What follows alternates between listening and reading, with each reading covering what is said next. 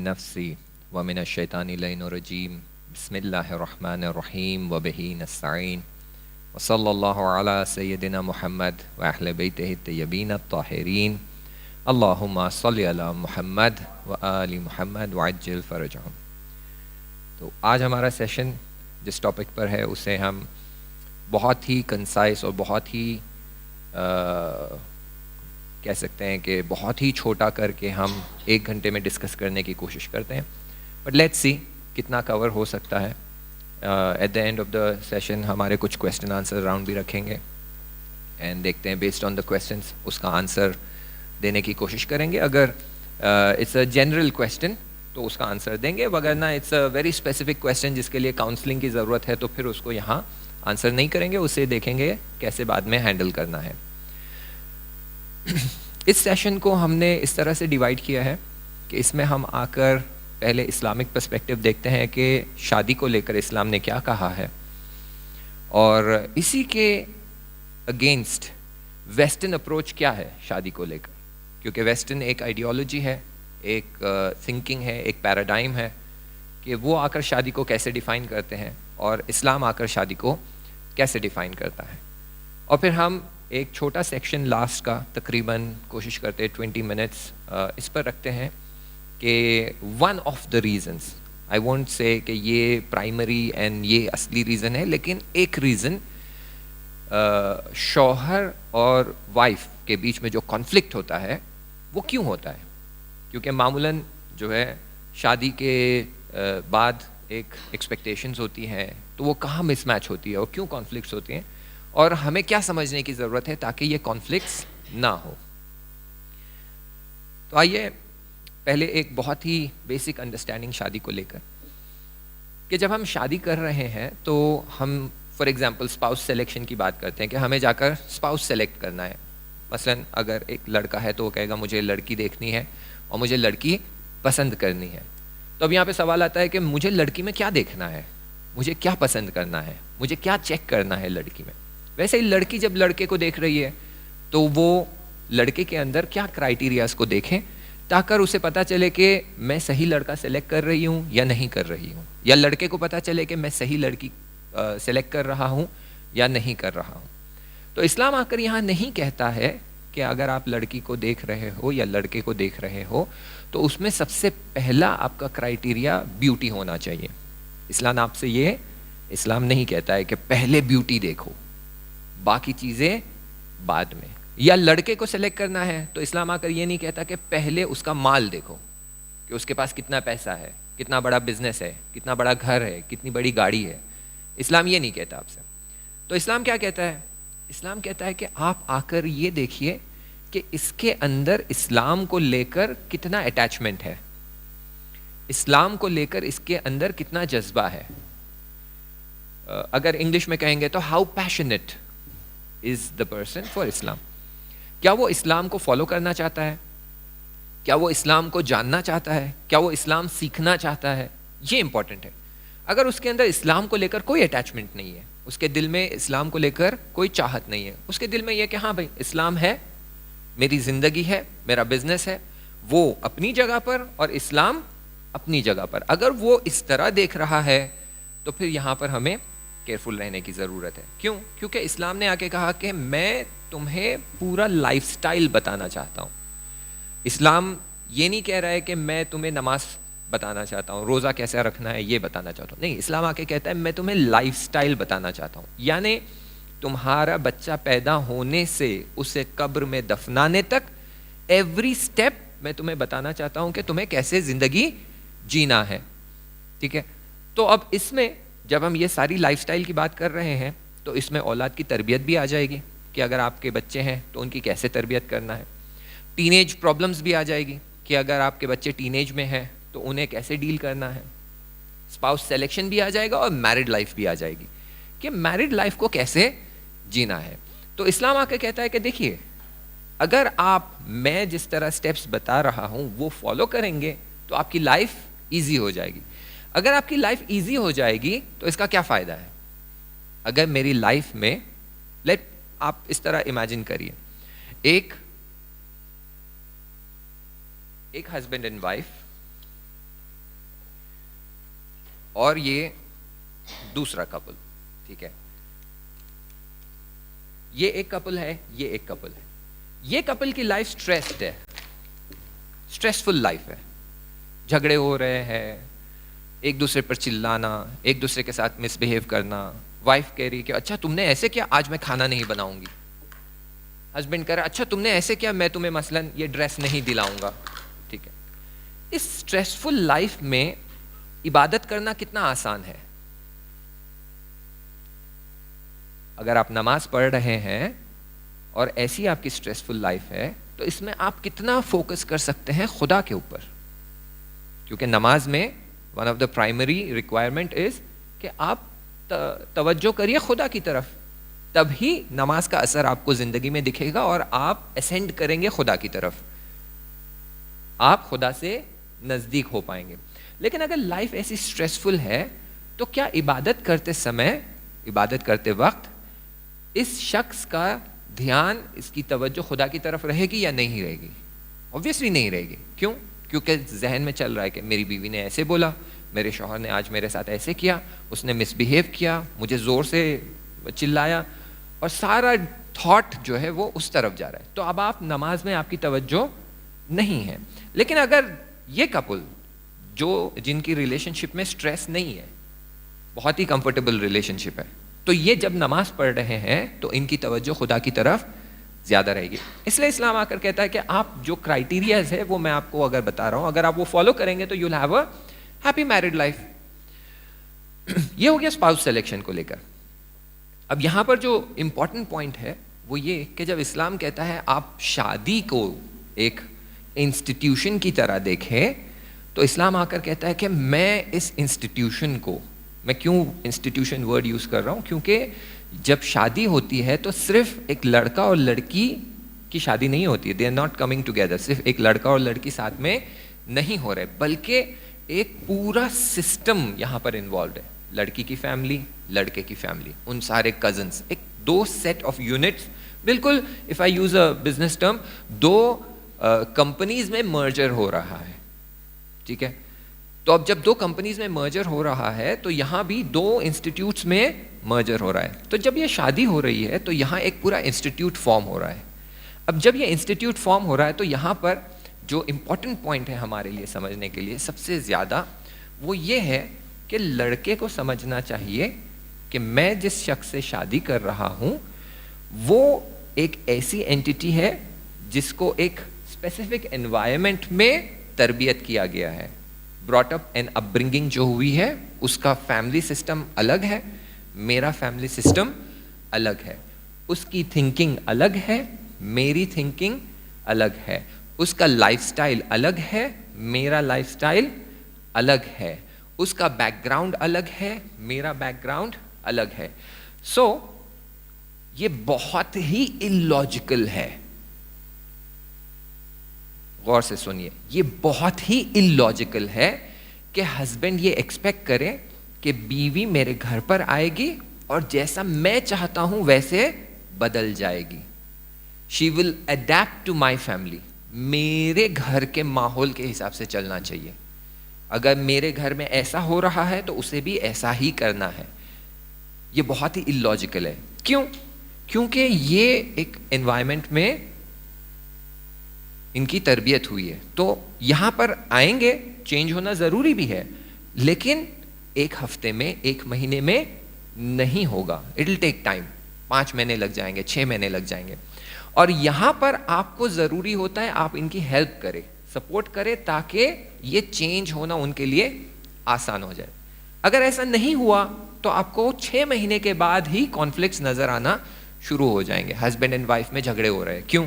क्योंकि हस्बैंड कह रहा है कि भाई, फॉर एग्जाम्पल, मैं आई एम नॉट श्योर उर्दू कितना आप लोगों को समझ आ रही है, लेकिन फिर भी मैं कहता हूँ शादी होने के बाद नई नवेली दुल्हन घर पर आती है और नेक्स्ट डे कहती है कि अपनी सास से कहती है कि मामा जान मैं आज ब्रेकफास्ट बनाती हूँ। कहती बेटा अभी तो तुम आए हो, 1 हफ्ता भी नहीं हुआ। कहा नहीं, लेट मी कुक। तो बोले ओके फाइन। और वो जाकर सबके लिए अंडे फ्राई करके लेकर आती है। तो फौरन मदर इन लॉ टॉन्ट करती है कि अरे देखो हमारी बहू कितनी भोली है, आज तो अंडे बॉईल करना था लेकिन इसने अंडे फ्राई कर दिए। तो फिर बहू कहती है ये तो मामला बिगड़ गया, मैं चाह रही थी कि मैं अपनी सासू माँ को इम्प्रेस करूं, तो डे वन ही काम खराब हो गया, मैंने अंडे उबालने चाहिए थे और मैंने तल दिए। नेक्स्ट डे शी सेज अच्छा ठीक है today I will be careful, तो वो अंडे फ्राई करने की जगह वो अंडे बॉईल कर आती। तो सासू माँ कहती देखो हमारी बहू कितनी भोली है, आज तो अंडे फ्राई करने का दिन था लेकिन इसने अंडे बॉईल कर दिए। तो बहू को तो बहुत गुस्सा आ जाता है, वो कहती है फ्राई किया तब भी टॉन्ट, बॉईल किया तब भी टॉन्ट, अच्छा रुको अभी कल मैं सबक सिखाती हूँ, मजा चखाती हूँ। थर्ड डे उसने अंडे बॉईल भी किए और अंडे फ्राई भी किए, मसलन 10 अंडे बॉईल कर दिए, 10 अंडे फ्राई कर दिए, लाकर ब्रेकफास्ट टेबल पर रख दिया। अब सासू माँ क्या बोलेगी? वो कहती देखो हमारी बहू कितनी भोली है, उबालने वाले अंडों को फ्राई कर दिया और फ्राई करने वाले अंडों को उबाल दिया, तो चाहे कुछ भी कर ले टॉन्टिंग तो होने वाली है। तो यहां पर अगर हम ये सोचेंगे कि वो घर में आएगी और फौरन एडजस्ट हो जाएगी, चेंज हो जाएगी, that is not going to happen. आप कितना सपोर्ट करते हैं ये चेंज लाने में, कितना हेल्प करते हैं ये अंडरस्टैंडिंग क्रिएट होने में, वो बहुत ज़्यादा मैटर करता है। तो ये हमें शादी करते समय ये बात दोनों को समझने की ज़रूरत है, हस्बैंड एंड वाइफ, कि मैं जिस शख्स से शादी कर रहा हूं या कर रही हूं दैट इज नॉट मी, वो मैं नहीं हूं, वो एक और शख्स है जिसकी आदतें अलग है, थिंकिंग अलग है, लाइफस्टाइल अलग है, अप्रोचेस अलग है। तो मुझे समझने की ज़रूरत है कि ये शख्स किस तरह का शख्स है, और इसी तरह वाइफ को चाहिए कि वो अपने हस्बैंड को समझने की कोशिश करे। ये एक पॉइंट। अब यहां पर इस्लाम आकर मैरिज को और ये जो शादी वाला सिस्टम है इसको बहुत ज़्यादा अहमियत देता है और कहता है कि जब तुम शादी करते हो तो तुम्हारा आधा दिन कंप्लीट हो जाता है। सवाल क्यों? ऐसी क्या बात हो गई कि अगर आप शादी करते हैं तो आपका आधा दिन कंप्लीट हो जाता है? इंपॉर्टेंट सवाल है कि शादी से पहले मेरा दिन आधा कंप्लीट नहीं था, शादी करते ही मेरा आधा दिन कंप्लीट हो गया और बाकी का आधा दिन मुझे खुद कंप्लीट करना है। शादी से पहले अगर मैं 2 रकत नमाज पढ़ता तो मुझे 2 रकत नमाज का सवाब मिलता, लेकिन शादी के बाद अगर मैं 2 रकत नमाज पढ़ता हूं तो हर रकत का मुझे 70 टाइम्स सवाब मिलता है। क्यों? ऐसा क्यों है? क्योंकि इस्लाम कहता है कि चले मैं सवाल पूछ कर देखता हूं, देखते हैं। शेख शामिर और शेख वीरानी से नहीं पूछेंगे, बाकी दूसरों से पूछेंगे क्योंकि उन्हें जवाब पता है। खुदा ने इंसान को क्यों बनाया? पीछे से देखते हैं, खुदा ने इंसान को क्यों बनाया? सॉरी, ताकि इबादत करे। आपको सुनाई दिया? फ्रेंच में बोला उन्होंने, क्या बोला? इबादत करने। और कोई रीजन आपके जहन में? इबादत क्यों करना है इंसान को? क्या होगा उससे? इबादत करने से क्या होगा? हाँ, ये आधा जवाब हुआ। खुदा की तरफ बढ़ेगा। खुदा की तरफ क्यों बढ़ना है? ये कुछ फंडामेंटल्स है जो जब तक क्लियर नहीं होते सारी जिंदगी में, नॉट जस्ट मैरिज, हर चीज में प्रॉब्लम होगी। इसीलिए ये कुछ फंडामेंटल्स हमारे लिए क्लियर होने की जरूरत है। क्यों हमें खुदा की तरफ बढ़ने की जरूरत है? क्योंकि वो हमारा गोल है। क्यों? देखिए, व्हेन यू सेट अ गोल, आप अपनी जिंदगी में गोल बनाते हैं, मुझे डॉक्टर बनना है, तो फौरन आपसे पूछेंगे कि पायलट क्यों नहीं बनना है? नहीं, मुझे डॉक्टर बनना है। क्यों? तो फिर आप कहेंगे मुझे कम्युनिटी को सर्विस प्रोवाइड करना है। हाँ, तो ये डेफिनेशन हुआ कि क्यों आप खुदा की तरफ क्यों बढ़ना है। वो इसको कहते हैं साइक्लिकल लूप, कि आप पैदा हुए हैं खुदा की तरफ बढ़ने के लिए। क्यों खुदा की तरफ बढ़ना है? क्योंकि इसीलिए हम पैदा हुए हैं। तो ये रिडंडेंट हो गया है।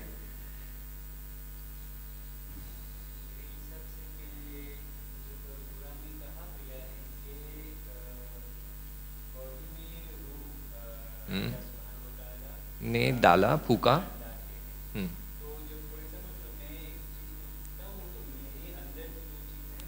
बाहर आती है, ठीक है।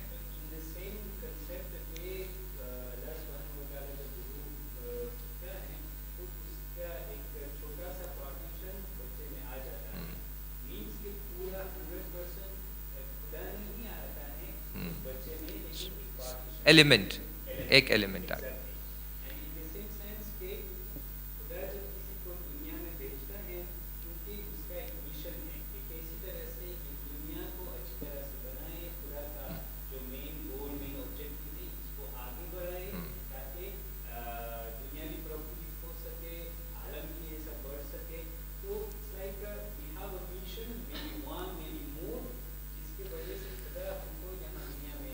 भेजा है। चले, ठीक है, चले मैं एक आसान सा सवाल करता हूँ, आप सब लोग मुझे जवाब दीजिए सोचकर, अतः शेखैन भी इसका जवाब दे सकते हैं। अगर मैं आपको एक रूम में लेकर जाता हूँ और रूम खोलकर दिखाता हूँ, 100,000 euros, this can be yours, ये 100,000 यूरोज आपके हो सकते हैं, रूम नंबर 1। लेकिन अगर आप रूम नंबर 2 में जाएंगे तो आपको 200,000 यूरोज मिलेंगे, और अगर आप रूम नंबर 3 में जाएंगे तो आपको 300,000 यूरोज मिलेंगे, अगर आप रूम नंबर 4 में जाएंगे तो 400,000 यूरोज मिलेंगे, so on and so fourth. इसी तरह हर रूम में नंबर बढ़ता जाएगा। कौन से रूम नंबर पर आप आकर कहेंगे बस इससे ज्यादा मुझे नहीं चाहिए? Anyone from this side? कौन से रूम नंबर, मसलन 100 रूम नंबर पर आप आकर कहेंगे ओके अभी 1 बिलियन यूरोज हो गया, बस इससे ज्यादा मुझे नहीं चाहिए? कौन से रूम नंबर पर रुकेंगे?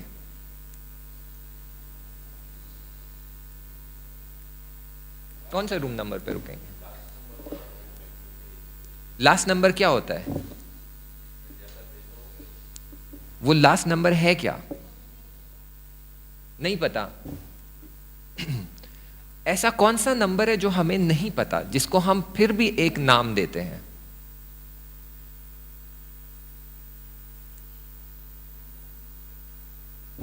बताइए। इन्फिनिट। इन्फिनिट। इंसान चाहे फिर वो माल हो, कुदरत हो, ब्यूटी हो, वो इन्फिनिट चाहता है। हर इंसान चाहता है कि मुझे इन्फिनिट मिल जाए। और पूरे एग्जिस्टेंस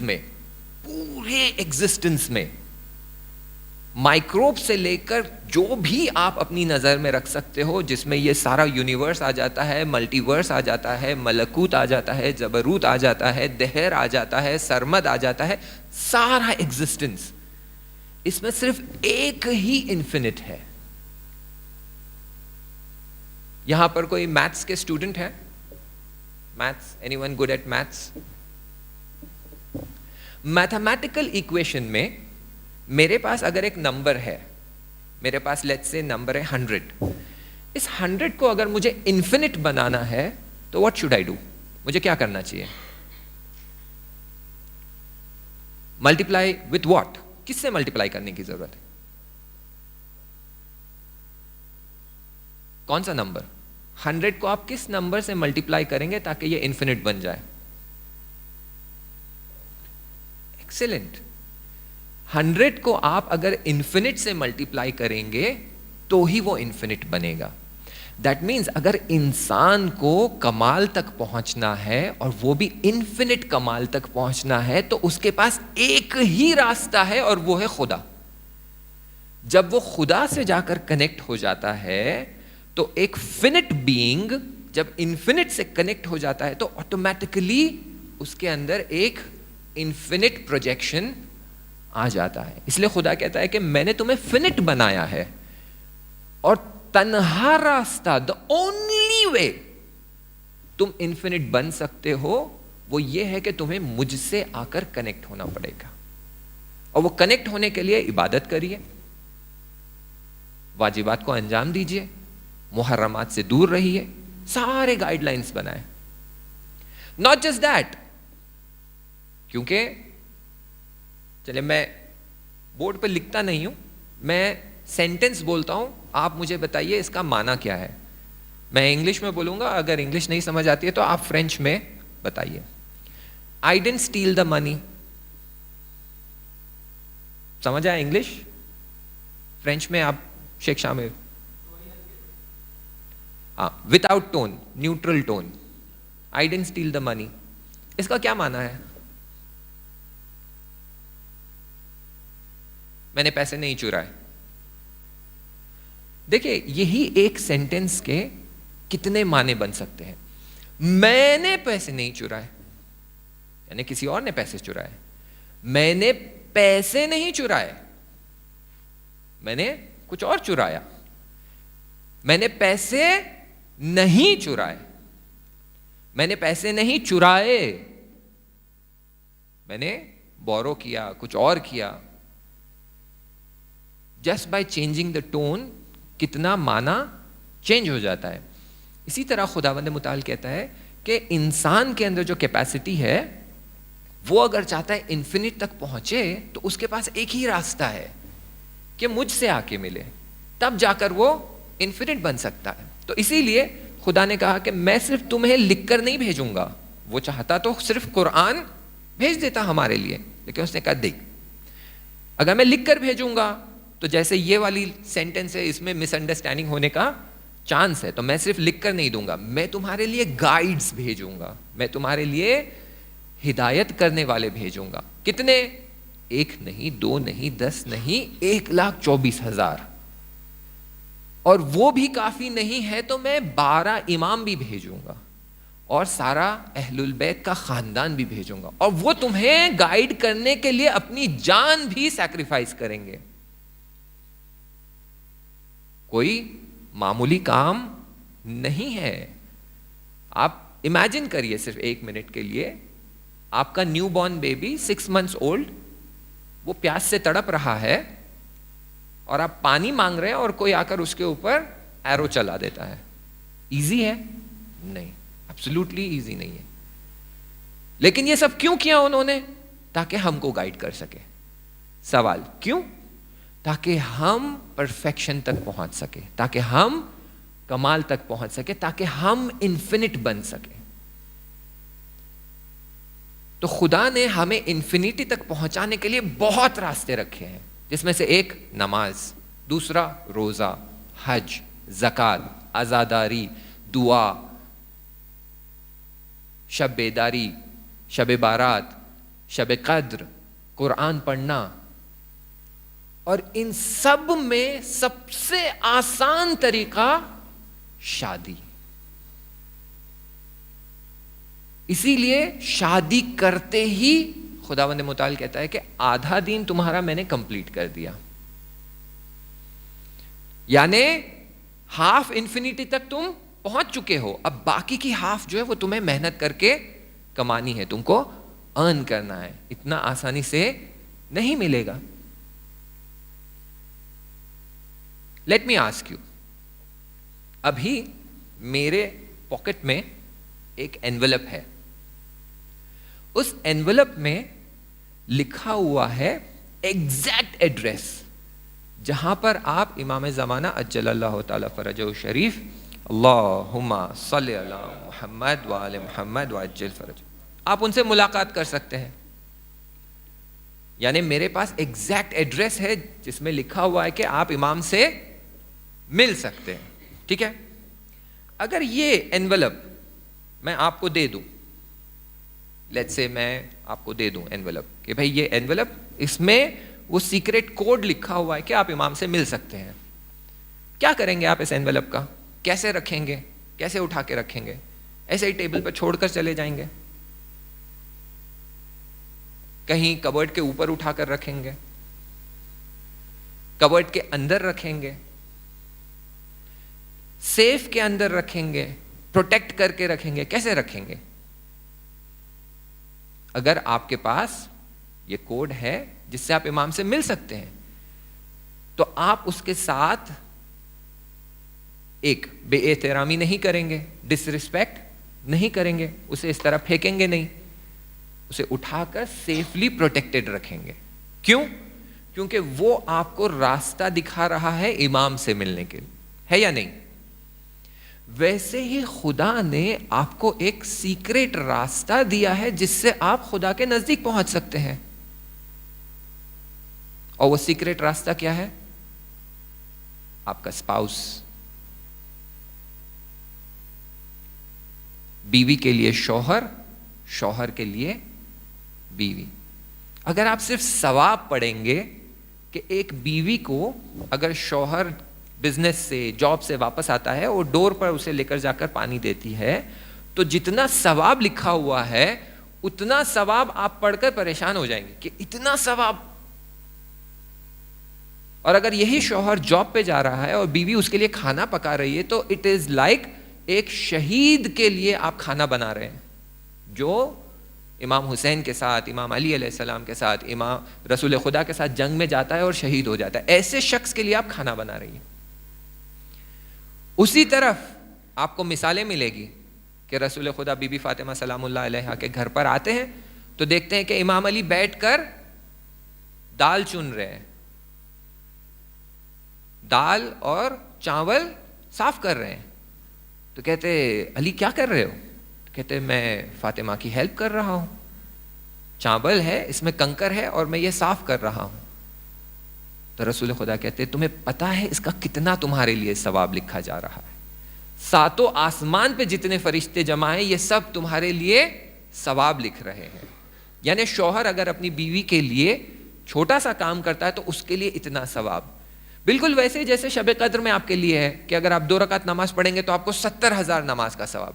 वैसे अगर बीवी शौहर को पानी पिलाती है तो उसे 70,000 हज का सवाब। शौहर अपनी बीवी को पानी पिलाता है, वो थकी हुई है, उसे 70,000 हज का सवाब।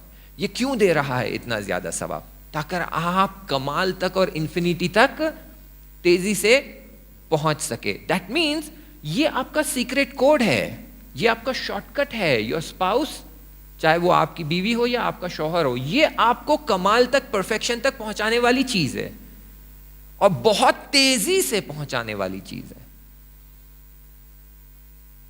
हम जब कुम गए थे दर्स पढ़ने के लिए तो फारसी सीखने के बाद 2nd ईयर एक उस्ताद के पास जाते थे दर्स अखलाक के लिए। तो वो उस्ताद हमारी वाइफ से कह रहे थे कि तुम्हारे लिए इमाम से मुलाकात करना आसान है कंपेयर टू हिम।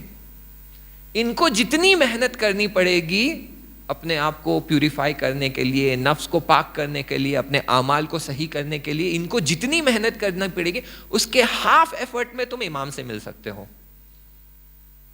क्यों? क्योंकि खुदा ने तुम्हारे लिए आसान बनाया है रास्ता। तो मामूलन शादी में अगर वाइफ केयरफुल है तो वो बहुत तेजी से कमाल तक पहुंच सकती है और शौहर को डबल एफर्ट लगाना पड़ता है। तो अगर अब आपको पता चल जाए कि my wife is the secret जिसके जरिए मैं खुदा तक पहुंच सकता हूं, तो आप अपनी वाइफ के साथ कैसे बिहेव करेंगे? बहुत इंपॉर्टेंट बात है। अगर ये आपकी वाइफ आपसे नाराज हो जाती है तो ये जो आप ऊपर जा रहे थे खुदा की तरफ, वही दूसरी तरफ अगर वाइफ अच्छे काम करके, नेक आमाल करके, नमाज पढ़ के, रोजा रख कर, कुरान पढ़ के वो ऊपर जा रही है खुदा की तरफ, लेकिन कभी शौहर का दिल दुखा दिया, बैक टू जीरो।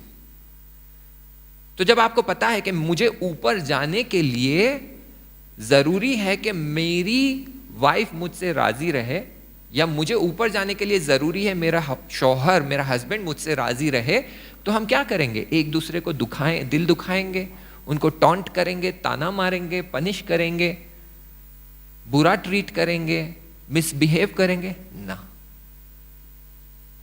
ये इस्लाम का पर्सपेक्टिव है। इस्लाम कहता है the husband completes the wife and the wife completes the husband.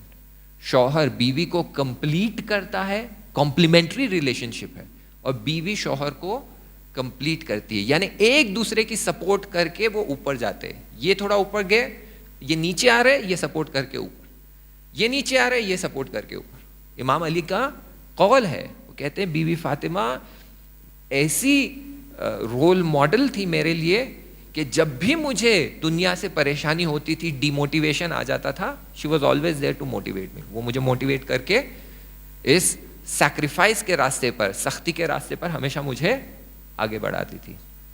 And that was बीबी फातिमा सलामुल्लाह अलैहा। तो हमें समझने की जरूरत है कि इस्लाम का डेफिनेशन मैरिज को लेकर क्या है। इस्लाम का डेफिनेशन ये है कि योर स्पाउस, मैं क्यों स्पाउस कह रहा हूं, क्योंकि मैं बार बार नहीं कहना चाह रहा हूं शौहर बीवी, शौहर बीवी। स्पाउस, चाहे शौहर हो या बीवी हो, आपका स्पाउस आपका सीक्रेट कोड है खुदा तक पहुंचने के लिए। इसको अगर आप संभाल कर नहीं रखोगे तो ये आपका स्टेट हो जाएगा। लेकिन इसके अगेंस्ट एक वेस्टर्न आइडियोलॉजी है, एक वेस्टर्न थॉट प्रोसेस है। वो थॉट प्रोसेस क्या कहता है? वो थॉट प्रोसेस कहता है कि मैरिज में इनिशियल स्टेटमेंट्स उसके बहुत अच्छे हैं। मैरिज में दोनों को मिलकर काम करना पड़ेगा, दोनों को कंट्रीब्यूट करना पड़ेगा। जब दोनों कंट्रीब्यूट करेंगे तो आगे बढ़ेंगे, ये तो अच्छी बात है, वही बात है जो इस्लाम कह रहा है। लेकिन अब यहां से प्रॉब्लम, लेकिन अगर शौहर कुछ कर रहा है जो तुम्हें नहीं पसंद है, तो तुम्हें भी हक है कि तुम कुछ ऐसा करो जिसकी वजह से शौहर को हर्ट हो सके। फॉर एग्जाम्पल, शौहर पैसे कमा कर ला रहा है और वो जाकर लेट्स से $500 खर्च करके एक वॉच लेकर आता है। And immediately wife, oh new watch, हाँ कितने की है? $500। अच्छा, कल मैं भी जाऊंगी, मैं 500 नहीं $700 की खरीदूंगी। हस्बैंड सेज, लेकिन लास्ट वीक तो गोल्ड खरीदा था $1000 का। हाँ लेकिन वो गोल्ड है, ये वॉच है, मुझे वॉच चाहिए। और मैंने देखा है, ये हमारे पास काउंसलिंग के केसेस आते हैं, हस्बैंड बिजनेस में है, उसे एक एडवांस फोन की जरूरत है, फोल्डेबल, जिसमें वो ईमेल्स कर सके, व्हाटएवर बिजनेस कर रहा है वो, उसे फोल्डेबल फोन की जरूरत है। वाइफ, ओ लेटेस्ट मॉडल का खरीद लिया सैमसंग फोल्ड, मुझे भी चाहिए। क्यों चाहिए? चाहिए, तुमने लिया, मुझे भी चाहिए। क्या करोगे? कुछ भी, अचार डालेंगे, चाहिए हमें। सो वेस्ट आके क्या कहता है? If he is doing something, तुम भी करो। एक सेंसिटिव बात की तरफ इशारा कर रहा हूं, मैं नहीं चाह रहा कि इसको मैं यहां डिस्कस करूं, लेकिन लेट्स से शौहर डिसलॉयल्टी दिखाता है बीवी की तरफ, यानी वो मैरिज के बाहर अफेयर कर रहा है। हराम काम है या नहीं है? हराम काम है। विदाउट लीगल तरीका जो इस्लामिक है वो छोड़कर अगर वो कहीं बाहर अफेयर कर रहा है तो भी, अच्छा तुम अफेयर कर रहे हो तो मैं भी अफेयर करूंगी। ये कॉम्पिटिटिव अप्रोच जो वेस्ट ने आकर हमारे अंदर भर दिया है, हमें ये सिखाया है कि अपने हस्बैंड के साथ कंपीट करो हर चीज में। घर खरीद रहे हैं, हाँ घर खरीद रहे हैं, आधा मेरे नाम पर। क्यों? मैं तुम्हारी बीवी हूं। लेकिन क्यों? नहीं चाहिए आधा। कार खरीद ली, मुझे भी कार चाहिए। अरे आई हैव टू ट्रैवल, हाँ तो क्या, मुझे चाहिए। वॉच ले ली, मुझे भी चाहिए। मोबाइल ले लिया, मुझे भी चाहिए। आई डोंट नो, यूट्यूब पे कुछ क्लिप्स आते हैं, आप लोग ने देखे होंगे या नहीं, मैंने क्लिप देखा है। वाइफ वो जाती है मर्सिडीज कार खरीदती है, एंड वो अभी she is taking the delivery from the showroom. तो शोरूम में पहुंच गई, कार रेडी है, अपने हस्बैंड को कॉल करती है, can you come to this showroom. Husband आता है, हस्बैंड को कहती है मैंने एक कार खरीदी, तुम गैस करके बताओ यहाँ जो 5 कार्स है इसमें से कौन सी मेरी है। तो हस्बैंड जाकर एक एवरेज कार दिखाता है, तो बोलती नहीं मैंने ये खरीदी, which is a luxury car. तो कहता ये वाली, तो कहता हाँ मैंने ये वाली खरीदी। तो हस्बैंड कहता है दिस इज आवर्स, ये हमारी कार है। तो कहती नहीं मेरी कार है, मैंने खरीदा है। तो वो पूछता है will you let me drive, तुम मुझे चलाने दोगी? नहीं। क्यों? क्योंकि ये मेरी कार है। कैन यू इमेजिन कितना कंपटीशन आ गया है। तुम पैसे नहीं कमा सकते, तुम्हारी सैलरी कम है, तो तुम खटारा गाड़ी चलाओ। मैं कमा सकती हूं, मैं अच्छी गाड़ी खरीदूंगी, तुम चला भी नहीं सकते। तो वेस्ट ने आके मैरिज को कंपटीशन बना दिया है। तुमने मुझे टॉन्ट किया, कल मैं तुम्हें टॉन्ट करूंगी। तुमने मुझसे जोर से बात की, कल मैं तुमसे जोर से बात करूंगी। तुमने आज ऐसे किया, कल खाना मैं तिखा बनाऊंगी, इतना तिखा बनाऊंगी खा नहीं सकती, मिर्ची ज्यादा। क्योंकि पावर वहीं पर है ना, किचन में सबसे ज्यादा पावर होता है, और शौहर भी बेचारा मजबूर होता है, किचन पे डिपेंडेंट होता है।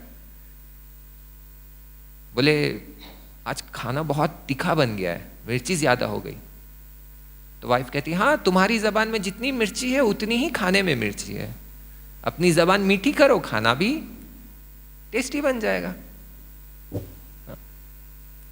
ये जो कंपटीशन है, इसकी वजह से आकर इस्लाम के डेफिनेशन में देखिए, हाउ डज दिस फिट। ये आपको खुदा के नजदीक ले जा रहा है या खुदा से दूर कर रहा है? आपको इमाम से नजदीक कर रहा है या इमाम से दूर कर रहा है? आर यू असेंडिंग और डिसेंडिंग? तो एक अप्रोच है वेस्टर्न अप्रोच, जो आपको सारे इंडियन सीरियल्स में दिखेगा। जितने भी वो जी टीवी पर और ये सारे हिंदी फैमिली सीरियल्स आते हैं, उसमें आपको यही दिखेगा। Mother in law, daughter in law, बीवी हस्बैंड, हस्बैंड का अफेयर, बीवी का अफेयर, हस्बैंड के नाजायज औलाद, बीवी के नाजायज औलाद। और सोसाइटी में ये इतना दिखाया जा रहा है कि सबको लग रहा है हाँ ये तो कॉमन बात है, क्या प्रॉब्लम है? जबकि इस्लाम कह रहे हैं नहीं, तुम्हें एक दूसरे के लिए कॉम्प्लीमेंट्री बनना है। अगर शौहर के साथ सख्ती है तो तुम्हें उसको सपोर्ट करना है। आपको पता है बीबी खतीजा सलामुल्लाह अलैहा, अल्लाहुम्मा सल्ली अला मुहम्मद व आले मुहम्मद, जब वो शिबे अबी तालिब में बीमार पड़ जाती है और वो अपने डेथ बेड पर है, यानी उनके आखिरी लहजे, तो रसूल खुदा उनके पास आते हैं और उनका सर अपनी गोद में रखते हैं। तो वो गश की हालत में होते हैं, यानी अनकॉन्शियस। धीरे से अपनी आंख खोलते हैं और रसूल खुदा को देखकर एक सवाल पूछते हैं। आपको पता है ना, शिबे अबी तालिब में सोशल बाइकॉट किया गया था, एंड बीबी खतीजा की सारी दौलत वहां पर स्पेंड हो चुकी थी, बैंकरप्सी। तो बीबी खतीजा क्या पूछती है रसूल खुदा से लास्ट मिनट पर, आफ्टर डूइंग ऑल दैट, जो जो उन्होंने जहमतें उठाई, सपोर्ट किया, सारा पैसा खर्चा किया, लास्ट क्वेश्चन, क्या आप मुझसे राजी है? आफ्टर डूइंग एवरीथिंग, सब कुछ लुटा दिया। बीबी खतीजा के पास इतना माल था कि जब ऊंटों की लाइन लग जाती थी तो लोग ऊंट गिन गिन के थक जाते थे। और शिबे अबी तालिब पर she was lying on the floor on coconut leaf. Coconut tree का जो लीफ होता है उसको ऐसे करके जो चटाई बनती है, उस पर she was lying down on her last minutes of life. Last breaths उनके जो थे वो उस पर थी। यानी the princess of Arabia, the richest woman, अब इस हालत में है और उनको ये टेंशन नहीं है कि पैसा सारा डूब गया, बिजनेस सारा डूब गया। नहीं, एक ही सवाल, क्या आप मुझसे राजी हैं? अगर आप राजी हैं तो खुदा मुझसे राजी रहेगा। क्यों? क्योंकि शौहर की रिजायत इंपॉर्टेंट है। इस्लाम आकर यही कहता है, शौहर की रिजायत चाहिए तुम्हें। मैं एक आलिम दीन का वाकया भी बता दूं, ताकि सिर्फ ऐसा ना लगे कि सिर्फ विमेन को बताया जा रहा है कि शौहर को सुनो एंड ऑल दैट। एक आलिम दीन थे, बहुत अच्छे, बहुत बातकवा, बहुत इबादत गुजार। उनका इंतकाल हो जाता है और बेटा ख्वाब में अपने वालिद को देखता है। वालिद बहुत अच्छे लिबास में, मोती लगी हुई, एमरल्ड, गोल्ड, सब कुछ, and he is really happy देखकर, बाबा आपकी तो हालत बहुत अच्छी है, ज़ाहिरन आपको जन्नत में अच्छा मकाम मिल गया तो कहते हैं हाँ बेटा सब अच्छा है, लेकिन हर थोड़ी देर के बाद एक दर्द भरी आवाज निकालते थे, आह। कुछ देर के बाद बेटा कहता है कि बाबा दो चीजें आपकी मुझे परेशान कर रही है, मैं आपको देख रहा हूं, दो चीजें हैं जो मुझे नहीं समझ आ रही। सब कुछ अच्छा है, आपका लिबास, आपके साथ आपका नूर, ये सब अच्छा लग रहा है, लेकिन दो बातें, एक आपके होठ पर्पल है और हर थोड़ी देर के बाद आप आह आवाज निकाल रहे हैं, तो ये मुझे नहीं समझ में आया, थोड़ा आप मुझे बताएंगे क्या प्रॉब्लम है। तो कहते बेटा तुम्हारी माँ जो है ना उसका नाम कुलसुम था, लेकिन मैं प्यार से उसे कुसु बुलाया करता था, लेकिन उसे वो पसंद नहीं था, लेकिन उसने कभी मुझसे नहीं कहा कि उसे वो पसंद नहीं है, लेकिन जब भी मैं कुसु कहता था उसको डीप डाउन इनसाइड अच्छा नहीं लगता था, क्योंकि मैंने अपनी बीवी से नहीं पूछा कि उसे ये बात पसंद है या नहीं है, और मैं उसे कुसु बुलाता रहा और इस बात से वो हर्ट होते रही।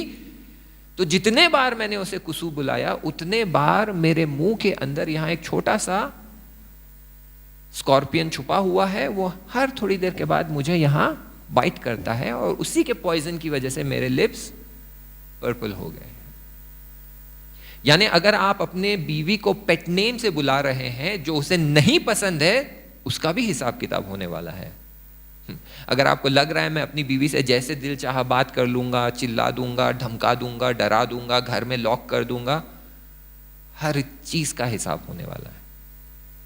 तो हमें समझने की जरूरत है कि इस्लाम में मैरिज का concept complementary to each other है, not competition with each other. Complementary, एक दूसरे को सपोर्ट करें, एक दूसरे के साथ आगे बढ़े और एक दूसरे को इंफिनिटी तक पहुंचाए, ना ये कि कंपटीशन करके एक दूसरे को हार्म करे और इंफिनिटी तक पहुंचने से रोके। एक सलवात पढ़ दीजिए।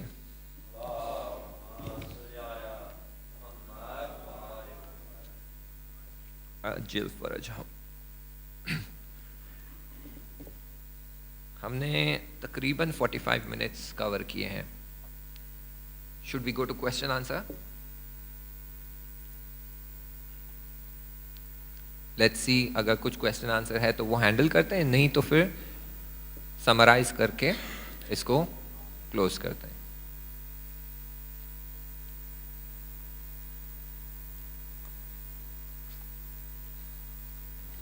अब देखिए ये बड़ा चैलेंज आ जाएगा, यहाँ बीच में पर्दा होना चाहिए था। अब यहाँ से जो क्वेश्चन पूछेगा फौरन हस्बैंड देखेगा, अच्छा ऐसा क्वेश्चन पूछते हो, घर चलो अभी दिखा दो।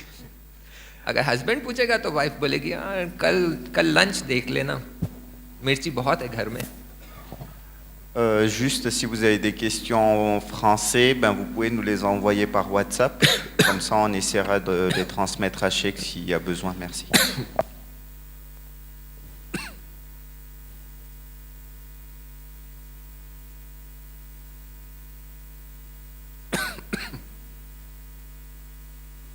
पीछे जो यंगस्टर्स बैठे हैं, आप लोग की शादी हो चुकी है?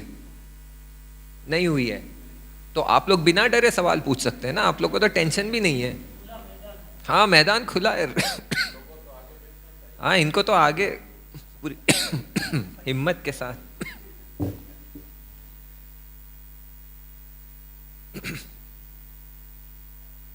जी वहाँ पीछे है।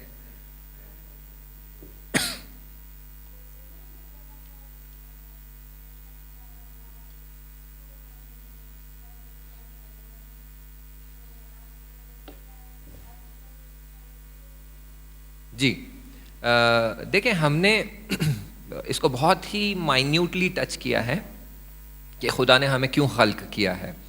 इसका एक बहुत लंबा डिस्कशन है, लेकिन टू बी वेरी कंसाइज, बहुत ही सादे अंदाज में बयान करने के लिए, कि खुदा ने जब हमें खल्क किया तो खुदावंद मुताल कुरान में फरमाता है कि हमने तुम्हें एहसनल खालिकीन की हालत में, फी एहसनित तक़वीम खल्क किया है। We created you in the best form, बेहतरीन हालत में हमने आपको क्रिएट किया। सुम्मा रददनाहु अस्फलस साफिलीन, then we sent you down, हमने तुमको जमीन पर भेजा है। क्यों? ताकि तुम एसेंड होकर ऊपर आ सके। क्यों आपको ऊपर आना है?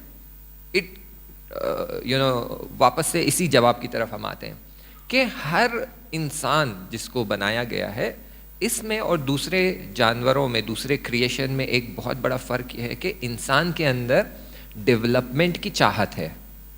कोई इंसान नहीं चाहता कि मैं अंडर डेवलप्ड रहूं या मैं डिमोटिवेट हो जाऊं या डिमोट हो जाऊं।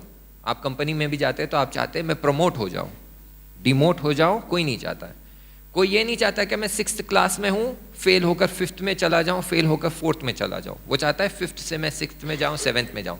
तो हर इंसान आगे बढ़ना चाहता है।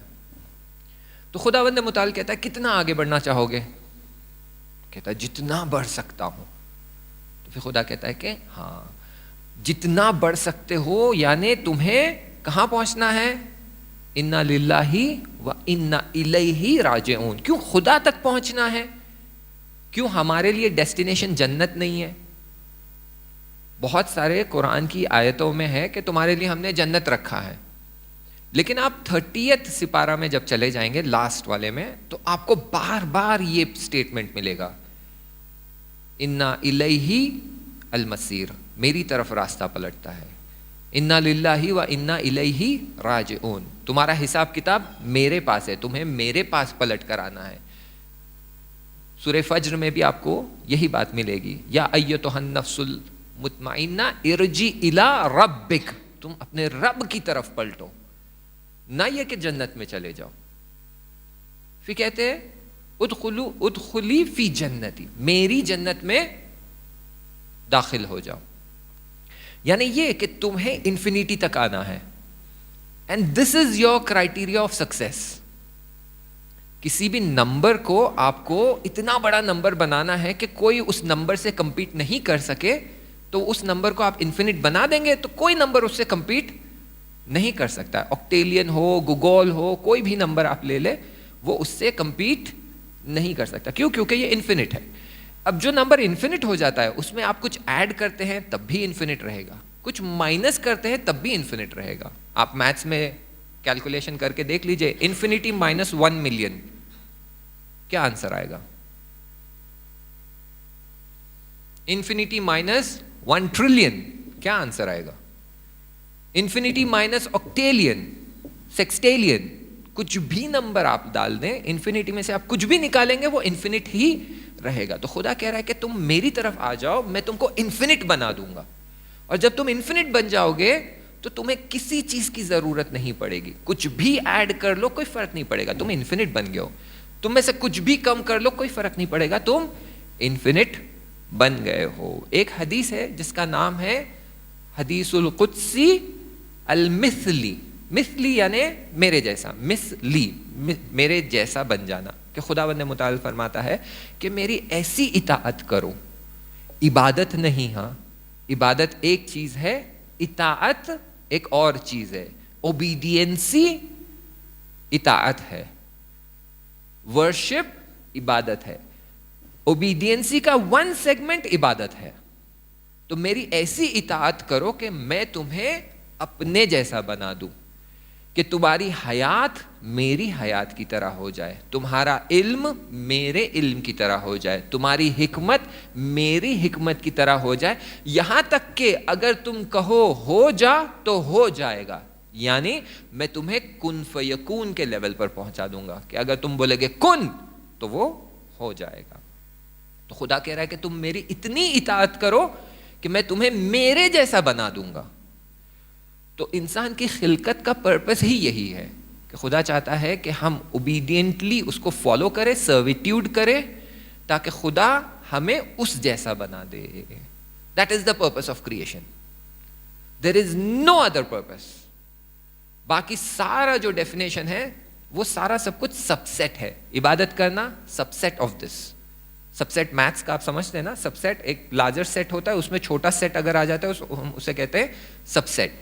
तो बड़ा गोल जो है, let me put it this way, long term goal जो है वो खुदा की तरह रब्बानी बनना है। रब्बानी यानी जो हम आप लोग के घर में अल्लाह के नाम लिखे हुए होंगे, 99 नेम्स, राज़िक, गफूर, कय्यूम, है, ये सारे जो 99 नेम्स है, ये सारे कैरेक्टरिस्टिक्स एंड ट्रेट्स है। ये जब आपके अंदर आ जाते हैं और आपके अंदर ये अडॉप्ट हो जाते हैं तो आप रब्बानी बन जाते हैं। तो खुदा कहता है कि तुम मेरी तरह रब्बानी बन जाओ। ये बनने के लिए तुम्हें गफूर भी बनना पड़ेगा, यानी लोगों को माफ करना पड़ेगा, बेनेवलेंट बनना पड़ेगा, तुम्हारा दिल बड़ा रखना पड़ेगा, सब्र करना पड़ेगा, रिस्क देना पड़ेगा, इबादत करनी पड़ेगी। ये सारे स्टेप्स जो है वो सिर्फ इसलिए हैं ताकि हम रब्बानी बन सकें। आई होप आपका आंसर, आपका क्वेश्चन किसी हद तक आंसर हो सका है। यस, सॉरी शेख, he raised his hand first.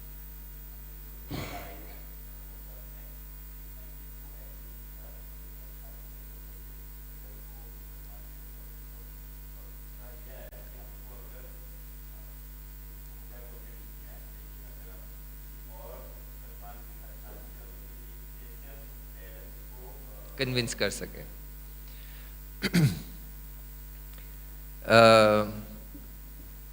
Imagine करें लड़की, वो लिसांस किया, उसने इंजीनियरिंग कर लिया, सॉफ्टवेयर इंजीनियर। लड़का 7th fail, 7th standard fail है। एंड ये भी आप जहन में रखें कि लव मैरिज नहीं है, अरेंज मैरिज है। We not talking about love marriage. क्या लड़की ऐसे लड़के से शादी करेगी? लड़की सॉफ्टवेयर इंजीनियर, लड़का 7th फेल, क्या लड़की ऐसे लड़के से शादी करेगी?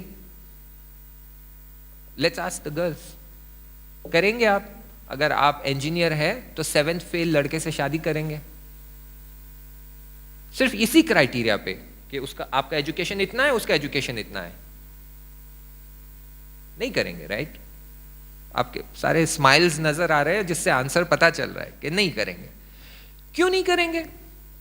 क्योंकि आप कहेंगे मेरी अंडरस्टैंडिंग, मेरी नॉलेज, मेरा इल्म और उसका कम है। जो चीज शीयत में है और उसका बेनिफिट और एडवांटेज है, even compare to all other sects of Islam, चाहे फिर उसमें अहले तसन्नुन हो जाए, देवबंदी हो जाए, बरेलवी हो जाए, जो भी है, सिर्फ शीयत में अंडरस्टैंडिंग ऑफ अल्लाह सुब्हाना व तआला जो है वो बहुत ही प्रिसाइज है, बहुत ही यूनिक है। जो मारिफत खुदा की शीयत में मौजूद है वो किसी सेगमेंट में मौजूद नहीं है। Christianity, they believe in Trinity. Judaism में वो खुदा को एक अलग एस्पेक्ट से देखते हैं, वो पैगंबरों को गुनहगार देखते हैं। मेरा क्रिश्चियंस के साथ डिस्कशन हुआ, वो मुझे बताते हैं कि क्यों जीसस हाईएस्ट प्रॉफिट है। कहते David adultery, Moses murder, Adam original sin. हर प्रॉफिट के साथ वो एक गुनाह को एसोसिएट करते हो, कहते हैं हर प्रॉफिट ने गुनाह किया, सिर्फ हजरत ईसा ने कोई गुनाह नहीं किया। That's why he is unique and the best profit. तो उनका पर्सपेक्टिव प्रॉफिट्स को लेकर, खुदा को लेकर जो है कंपेयर टू शीयत कुछ भी नहीं है। दैट मीन्स मैंने पीएचडी कर ली है, मैंने खुदा की अंडरस्टैंडिंग को लेकर पीएचडी कर ली है, और एक है जो खुदा की अंडरस्टैंडिंग को लेकर 7th फेल है। अब मैं ऐसे शख्स से जब शादी करता हूं तो they will never be a equilibrium. जब भी आप जिंदगी में कोई डिसीजन लेना चाहेंगे तो क्योंकि आपकी अंडरस्टैंडिंग खुदा को लेकर अच्छी है, हायर लेवल की है, तो आप ऐसा डिसीजन लेंगे जो खुदा को पसंद है। वो ये बंदा ऐसा डिसीजन लेगा जो उसे पसंद है, ना खुदा को। इसीलिए देखिए, हम कहते हैं करबला हमारी दर्सगाह है। It's a learning message and lesson for us. जब बीबी ज़ैनब सलामुल्लाह अलैहा से यजीद ने पूछा कि देखा तुम्हारे खुदा ने तुम्हारे साथ क्या किया, तो बीबी ज़ैनब क्या कहती है? मा राई तो इल्ला Jamila, I haven't seen anything accept beauty, मुझे सिर्फ खुदा की तरफ से खूबसूरती नजर आई है। ठीक है, आप लोग बताइए कहाँ है खूबसूरती? मैं सिनेरियो डिफाइन करता हूँ। मैदान करबला में आग है, इस तरफ 72 से 110 लोग हैं, उस तरफ 30,000 से 100,000 का लश्कर है। पूरी तरह घेर लिया, पानी बंद हो गया, हमला किया, सारे असहाब को मार दिया, सारे फैमिली मेंबर्स को मार दिया, छोटे अली असगर को भी मार दिया, सबकी चादरें छीन ली, टेंट्स को जला दिया, सबके सर काट कर नेज़ों पर आगे आगे ले जा रहे हैं और पीछे पीछे बीबियां चल रही है। खाना नहीं दिया जा रहा है, पानी नहीं दिया जा रहा है, लोग पत्थर बरसा रहे हैं, बाजार से लेकर जा रहे हैं, दरबार में पहुंच गए। Where is the beauty? कहां है ब्यूटी इसमें? कहां है ब्यूटी? बीबी ज़ैनब को जो ब्यूटी नजर आ रही है, कहां है ब्यूटी? मेरे साथ अगर ऐसा होगा तो मैं नहीं कहूंगा दिस वॉज ब्यूटिफुल। कोई कह सकता है? नहीं। क्यों वो कह रही थी कि इसमें जो खूबसूरती है, जो खुदा ने किया है, उसमें मुझे खूबसूरती नजर आ रही? क्योंकि बीबी ज़ैनब की अंडरस्टैंडिंग खुदा को लेकर जो थी वो इतनी हाई थी कंपेयर टू यजीद की अंडरस्टैंडिंग। यजीद देख रहा था कि खुदा ने तुम्हें नेस्तो नाबूद कर दिया, लेकिन बीबी ज़ैनब देख रही थी कि खुदा ने हमारे साथ कितना अच्छा बिहेव किया, वो तुम लोग हो जो गुनाह किए हो। इमाम हुसैन अलैहिस्सलाम का जुमला क्या है? रिज़न बे क़ज़ाइही व तस्लीमन ले अम्रे, तूने जो डिसाइड किया I submit to that. That means मेरे लिए अभी बहुत क्लियर है कि यजीद मेरे सीने पर चढ़ा हुआ है, मेरा गला काट रहा है, ये मेरे फेवर में है या ये मेरे अगेंस्ट है? ये मेरे अगेंस्ट है, लेकिन तेरे डिसीजन से मैं राजी हूं। So I submit to your will, तेरी मर्जी के सामने मैं झुक रहा हूं। ये बहुत इंपॉर्टेंट है। ये इल्म, ये मारिफत, ये अंडरस्टैंडिंग अहलुल बैत ने हमें दी है, और शिया होने के नाते ये अंडरस्टैंडिंग हमारे पास है। अब जब जिंदगी में जहां भी आपके सामने मुश्किल आ जाती है, तो आप ऐसी चीज पिक करेंगे जिससे इमाम हुसैन आपसे राजी है। आप ऐसी चीज पिक करेंगे जिससे आपके हाथ से इमाम हुसैन छूट ना जाए, आजादारी छूट ना जाए। अगर कोई अहले किताब है, वो क्या इमाम हुसैन को उतनी इंपॉर्टेंस देगा जितनी इंपॉर्टेंस आप दे रहे हैं? क्या वो बीबी फातिमा को उतनी इंपॉर्टेंस देगा जितनी इंपॉर्टेंस आप दे रहे हैं? क्या वो उतना अटैचमेंट रखेगा जितना अटैचमेंट आप रखते हैं? इसीलिए एक बहुत बड़ा फर्क है कि हम खुदा को जिस तरह अंडरस्टैंड करते हैं और वो अंडरस्टैंड करते हैं, उसमें जमीन से बड़ा आसमान फर्क है। इसलिए खुदा क्या कहता है? अगर अहले किताब से शादी करना है तो उनको अपग्रेड करो, मुसलमान। समझ रहे हैं? They need to have that clear understanding। जब तक उनको ये बात समझ नहीं आएगी कि खुदा कौन है, ट्रिनिटी नहीं है, it has to be one। Mathematical equation देख लीजिए, कोई भी मैथमेटिकल इक्वेशन में there can be only one infinity। It is pointless to have three infinities on one side of the equation। infinity plus infinity plus infinity plus 5, क्या answer आएगा? Infinity. तो 3 बार infinity लिखना pointless है। एक infinity आ गया, खत्म, उसके बाद जो भी आएगा इट विल बी इन्फिनिटी।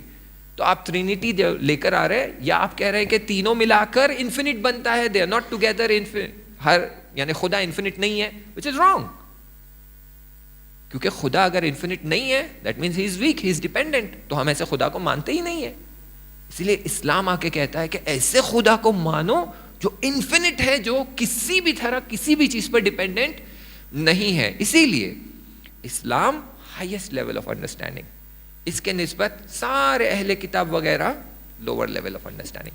खुद इस्लाम में शियत is the highest level of understanding, क्योंकि आपको सुन्नी किताबों में मिल जाएगा कि जब क़यामत के दिन अजाब हो रहा होगा तो जो है जहन्नम में गुनहगार भर जाएंगे, तो खुदा अपने पाँव से उनको दबाकर हल मिन मजीद डालो और जहन्नम में, यानी खुदा का पाँव है, तो वो they are believing in the body of the God। जबकि शियत कहती नो, लैसा कमिस्लिही शै, उस जैसा कोई है ही नहीं, इन्फिनिट। तो इसीलिए आपके पास वो फेथ सिस्टम है, वो बिलीफ सिस्टम है जो हाईएस्ट लेवल है। और इसको छोड़कर जितने भी सारे हैं वो बहुत नीचे है। तो आपको खुद को डिमोट करना है, नीचे आना है। जो आप चाह रहे हैं कि कोई ऐसे शख्स को अपना लाइफ पार्टनर बना दे who is going to pull you down, या ऐसे शख्स को लाइफ पार्टनर बना दे जो आपको ऊपर ले जाएगा। ठीक है, तो इसीलिए ये कॉम्प्लिकेशन है। दोनों क्वेश्चन आंसर हो गए यहां पर या सिर्फ फर्स्ट?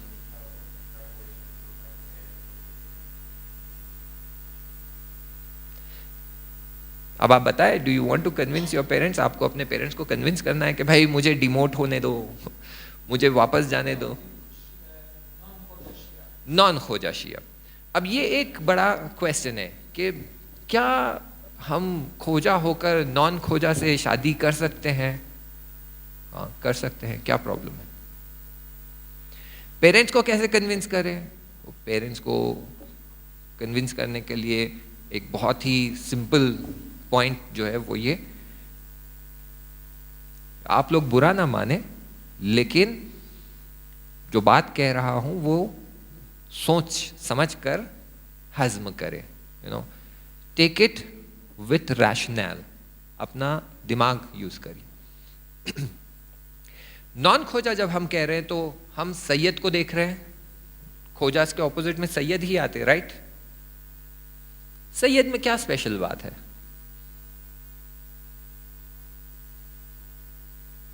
सैयद में क्या स्पेशल बात है? सैयद में यह स्पेशल बात है कि उनके रगों में इमाम का खून है। बीबी फातिमा का खून जनरेशन बाय जनरेशन ट्रांसफर होते होते उनके रगों में इमाम का खून है। क्या आप नहीं चाहेंगे कि आपकी औलादों के ब्लड में इमाम का खून मिल जाए? पॉइंट ऑफ हम जो कहते हैं कि फख्र की बात है या निंदा की बात है, रिग्रेट करने की बात है या खुश होने की बात है? सैयद को पहले समझने की जरूरत है। सैयद का क्यों एहतराम किया जाता है? आप देखें कहीं भी मस्जिद में आप चले जाएंगे, एक सैयद है एक नॉन सैयद है, दो आलिम दीन है, हमेशा कहेंगे नहीं नहीं सैयद आप पहले नमाज पढ़ाइए, हम आपके पीछे नमाज पढ़ेंगे। क्यों? क्योंकि आपकी रगों में बीबी फातिमा का खून है। तो अगर हम किसी सैयद से शादी कर रहे हैं, दैट मीन्स हमारी औलादों के रगों में बीबी फातिमा का खून आने वाला है। It's a point of happiness. ये आपको खुश होने की जरूरत है। ये हमें मिल सकता है, हमारे खानदानों में ये हो सकता है। कई ऐसे लोग मैं जानता हूं जो नॉन सैयद है, लेकिन उन्होंने ख्वाहिश की है कि मुझे सैयद से शादी करनी है, मुझे सैयद लड़की से शादी करनी है, मुझे सैयद लड़की से शादी करने दीजिए। उसके लिए उन्हें रुकना भी पड़ा, वो रुके, लेकिन ढूंढ ढांड कर फाइनली, क्यों भाई? क्योंकि मेरी औलाद के रगों में बीबी फातिमा का खून आएगा। ये बहुत ही बड़ा जो है बड़ी नेमत है, बहुत ही बड़ी ब्लेसिंग है। इसको हम नहीं समझ पाए, इसको हम अंडरस्टैंड नहीं करते, इसको रिलेट नहीं कर पाते कि भाई क्या क्या होने वाला है। क्या होने वाला है? आपके घर में ऐसी औलाद आएगी जिसके रग में इमाम रजा का खून है, इमाम बाकर अलैहिस्सलाम का खून है, इमाम नकीस अलैहिस्सलाम का खून है, इमाम सज्जाद का खून है। तो ये पॉइंट ऑफ बीइंग प्राउड है कि, तो अब इसमें कन्विंस करने की क्या बात है? यही बात है कि आप उनसे कहें कि हमें ये सबब मिल रहा है, एक ब्लेसिंग है, एक हमारे लिए नेमत है कि हम ये अपॉर्चुनिटी हमें मिल सक रही है। अगर इसके बाद भी कन्विंस नहीं होते तो फिर दुआए तवस्सुल है, तवक्कुल है, ज़ियारत आशुरा है, ज़िक्र है, सदका है, हेल्पिंग द पुअर है, ये सब नियत से करे, इंशाल्लाह खुदा उनके दिलों को राजी कर देगा। यस शेख शामिर।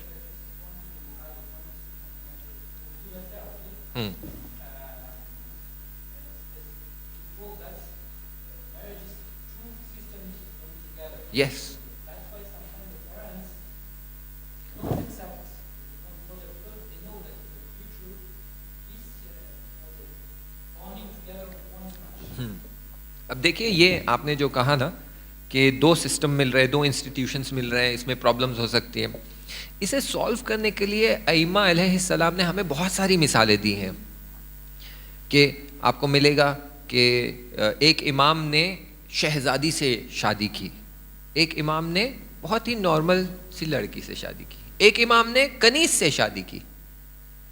इंस्टीट्यूशन अलग है या नहीं है, सिस्टम्स अलग है या नहीं है, तौर तरीके अलग है या नहीं है, कल्चर्स अलग है या नहीं है, वो बताना चाह रहे हैं कि ये पॉसिबल है if you are willing to adjust. आप एक दूसरे के साथ एडजस्ट होना चाह रहे हैं, कॉम्प्लीमेंट्री बिहेव करना चाह रहे हैं, तो ये सॉल्व हो सकता है। ये कोई बहुत बड़ा प्रॉब्लम नहीं है कि ये सॉल्व नहीं हो सकता। नहीं, दो सिस्टम्स है, दो थिंकिंग है, दो खानदान है जो अलग अलग कंट्रीज से आते हैं। यहां पर जब तक आप कंपटीशन की तरह नहीं देखते हैं, सॉल्वेबल है।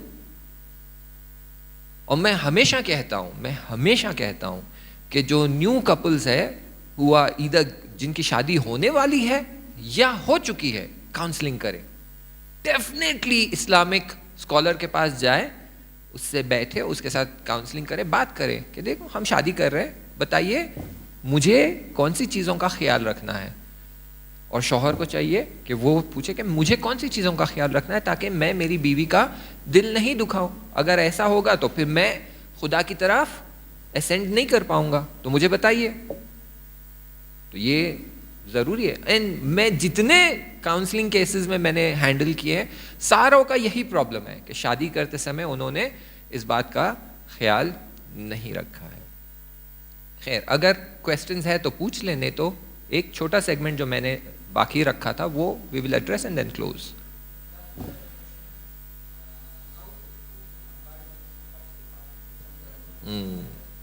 वही सेगमेंट हम कवर करना चाह रहे थे, बट लेट्स सी अगर कोई और सवाल है तो उसको एड्रेस करते हैं, वरना we will talk about the temperaments, मिजाज जिसे कहते हैं उर्दू में।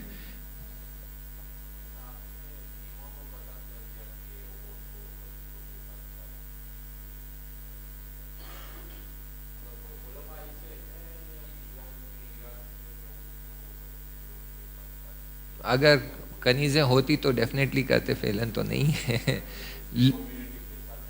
जी जी जी, हाँ हाँ हाँ हाँ, ऐसे ऐसे उलमा है जिन्होंने नॉन ईरानी के साथ शादी किया है। ऐसे उलमा हैं जो खुद हमारे मदरसे अमीरुल मोमिनीन में एक उस्ताद आते हैं, उन्होंने 3 शादियां की है, तीनों बीवियां एक ही घर में रहती है, ठीक है। और ऐसे स्कॉलर्स भी है जिन्होंने, ऐसी लड़कियां भी है जो, मैं खोजा लड़की को जानता हूँ जो हौज़े में दर्स पढ़ रही थी, मेरे ही दोस्त की बेटी है, उसने ईरानी बंदे के साथ शादी की है, ठीक है। मैं कैनेडियन बंदी को जानता हूँ जिसने ईरानी बंदे के साथ शादी की है, और वो कैनेडियन बंदी सैयद है, ईरानी बंदा नॉन सैयद है।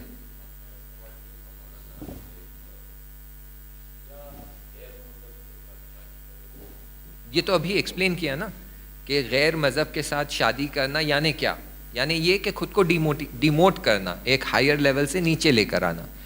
गैर मज़हब के साथ शादी करने की अपनी अलग प्रॉब्लम्स होगी। क्यों? क्योंकि उनकी अंडरस्टैंडिंग खुदा को लेकर कुछ और है और आपकी अंडरस्टैंडिंग हायर लेवल की अंडरस्टैंडिंग है, तो आपको स्ट्रगल करना पड़ेगा इसको हायर लेवल पर लाने के लिए। तो अगर आप जाके किसी सुन्नी से शादी कर लेंगे, आपको एक लाइफ टाइम लग जाएगा उसको अपग्रेड करने के लिए। वही टाइम अगर आप एक शिया लड़के से या लड़की से शादी करते हैं तो उतना आपको 5 साल 7 साल उसको सिखाने में नहीं लगेंगे। वो टाइम आप यूज़ कर सकते हैं एक दूसरे को आगे बढ़ाने के लिए। सो ये बेसिकली आप अपने रिसोर्सेस को इंटेलिजेंट और रैशनल तरीके से यूज़ कर रहे हैं। खुदा भी यही कहता है कि अगर मैंने आपको रिसोर्सेस दिए हैं, आप उसे सही से यूज़ करें, यू विल बेनिफिट मोर। चलें, अगर और कोई सवाल नहीं है तो एक कॉन्सेप्ट है टेम्परमेंट्स का, उसको हम टचअप कर देते हैं। फिर अगेन ये सारी बातें जो मैं आपसे कर रहा हूँ ये बहुत लॉन्ग डिस्कशंस है, लेकिन इसको हम टचअप करते हैं, इशारा करते हैं, long discussion some other time.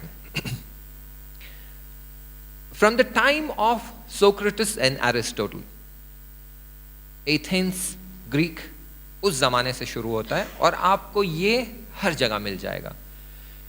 वहाँ भी मिलेगा, आपको इंडियन कल्चर में भी मिलेगा, आपको मिडिल ईस्टर्न कल्चर में भी मिलेगा। कुछ लोग कहते हैं कि ग्रीक से ही मिडिल ईस्टर्न कल्चर में आया है, कुछ लोग कहते हैं कि नहीं, मिडिल ईस्टर्न कल्चर में खुद से उन्होंने रिसर्च किया है। एक कॉन्सेप्ट है जिसे कहते हैं मिजाज, इंग्लिश में कहते हैं टेम्परमेंट। और इस बात को ग्रीक फिलोसोफर्स ने आकर डिफाइन किया। खैर मैं फिलोसफी में नहीं जाऊंगा, लेकिन आपने ये सुना होगा 4 elements, air water fire and land या अर्थ।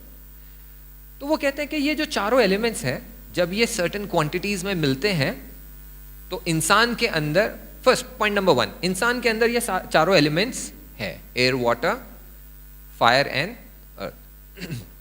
और वो कहते हैं कि हर जो कैरेक्टर है ये चीज़ों का, उसके बिहेवियर के हिसाब से इंसान का बिहेवियर होता है। Example, body is made of water, scientifically proven 70% water है। इस्लाम आके कहता है कि इंसान को हमने मिट्टी से बनाया है और पानी से, मिट्टी और पानी से। साइंटिफिकली उन्होंने रिसर्च किया और कहा कि हाँ भाई इंसान की बॉडी में सिलिकॉन भी है, दैट मीन्स मिट्टी और पानी है। बच गया एयर, जो हम कॉन्स्टेंटली ब्रीथ करते हैं, पार्ट ऑफ आवर बॉडी। और बच गया फायर। तो कहते हैं इंसान की रूह जो है वो, एटलीस्ट सोक्रेटिस एंड एरिस्टोटल के पर्सपेक्टिव से, वो फायर वाला एलिमेंट रखती है। इसीलिए रूह लाइट होती है, जस्ट लाइक फायर। जब आप वो जलाते हैं तो वो ऊपर की तरफ जाता है, पानी को आप ड्रॉप करते हैं वो नीचे आता है, मिट्टी को आप ड्रॉप करते हैं वो नीचे आता है। लेकिन जब आप आग लगाते हैं तो आग नीचे नहीं जाती, ऊपर जाती है। तो कहते हैं रूह इंसान की ऊपर जाती है, एसेंड करती है, बदन इंसान का नीचे रह जाता है क्योंकि उसमें पानी और मिट्टी है। अब इंसान के बॉडी में ये जो 4 एलिमेंट्स है, जब ये मिक्स होते हैं तो सर्टेन क्वांटिटी पर मिक्स होने की वजह से इंसान में टेम्परमेंट्स आते हैं। तो वो कहते हैं इंसान के अंदर जब हीट बढ़ जाती है तो वो हॉट टेम्परमेंट की तरफ चला जाता है, जिससे एरिस्टोटल और सोक्रेटिस वगैरह ने अपनी लैंग्वेज में जब उन्होंने टर्म यूज़ किया तो उसे यूज़ किया कॉलरिक। कॉलरिक को हम तिब्बे इस्लामी में, जहाँ पर एविचिना या बू अली सीना आप कह लें, वो कहता है सफरवी। सफरा comes from the term yellow, and when he says safravi, that means who's got yellowness in him. और ये येलोनेस कहाँ से आता है?